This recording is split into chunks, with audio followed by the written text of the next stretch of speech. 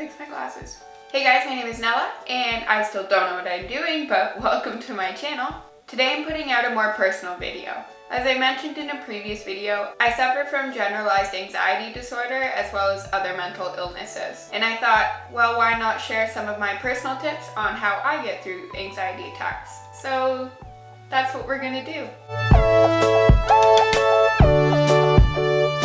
Okay, so when I start having an anxiety attack, I feel very panicky. The closest thing I can really say is if you put a beehive inside of you and you just like let them hum and like upset them, that's kind of what it feels like. Your whole body is just buzzing and uncontrollable. So because these feelings are so uncomfortable, growing up with anxiety, I thought the best thing to do was to push these feelings away, because I didn't want to feel them. So I would pretend that they weren't happening and just never really deal with the problem. As a result, one day all of that came out at once, like a volcano. And yeah, it sucks. So this brings me to my first tip: stop and breathe. It is literally in this moment that you can take control. It's okay to panic. It's okay to have anxiety. What you're feeling is so important, and there's nothing wrong with you. It's all right. You need to validate your feelings. It's hard, but you can do it. I did. My second tip is to step back and observe. Did something set this off? Are you in a situation where you need a break for a minute or two? Whatever it is, at the end of the day, your mental health is way more important.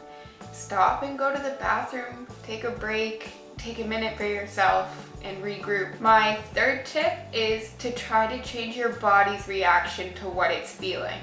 Like I mentioned before, when anxiety builds up inside of me, I feel like there's a swarm of bees inside, and it's just very uncontrollable and very uncomfortable to feel. If I can shock my body into feeling something else, this generally takes away the feeling of anxiousness. For example, I love using ice or frozen peas or something like that, and I'll put it on my forehead, and this actually slows down some of the blood flow and just like calms your brain. And you can use very cold water as well, unless you don't want to mess your makeup up. So in that case, I generally will run like freezing cold water out of the tap on my wrist and just focus on how cold it is. And eventually I kind of just feel tired and I'm not anxious anymore. Another thing you can do is exercise. For example, if you are in an office building or an apartment building or something like that, run up a few flights of stairs. It really does take a lot of focus to go run up and down stairs. And if you're able to do that, hey, healthy lifestyle right there. Now, if you're in a situation where you're on a train or something like that, you can try paced breathing. I use this a lot when I'm laying down trying to fall asleep. So basically what you do is breathe into your belly and focus all of your breath going into your belly, and count to 10 breathing in, and then count to 10 breathing out. And then you really focus on the numbers and try to increase the time. So then breathe in for 11, and then breathe out for 11. Breathe in for 12, and then breathe out for 12. Focusing on the numbers and challenging yourself to do this really brings you down and like centers you back, and you can do it anywhere. So it's really helpful. Now, a lot of the time if I'm at home or if I have my purse on me, I will use something called self-soothe methods to get through an anxiety attack. That is really hard to say with a lisp. I'm super sorry. I'm gonna just like write it here. It's self-soothe methods.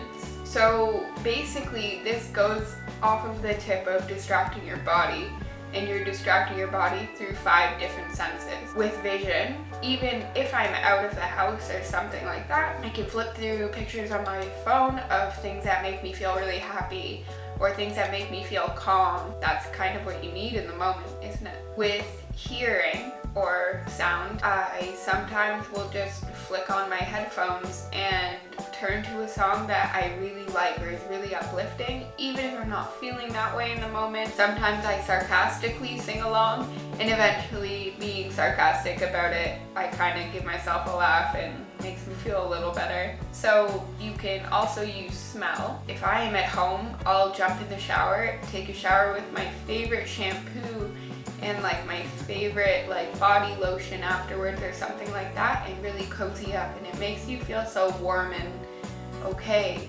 And you could sit at the bottom of the shower and just like breathe for a few minutes, and it really centers you. Next, for taste, my favorite thing for this is to drink a cold soda and imagine all of like the bubbles popping, because it's kind of a sensation as well as a taste. Also with touch, I'll take a shower, but the best thing is getting a hug from someone you're close to, because it's just so nice and safe and protecting. So here are some tips on how I prevent anxiety attacks from happening in the first place. 1. Limit or stop drinking caffeine. Seriously.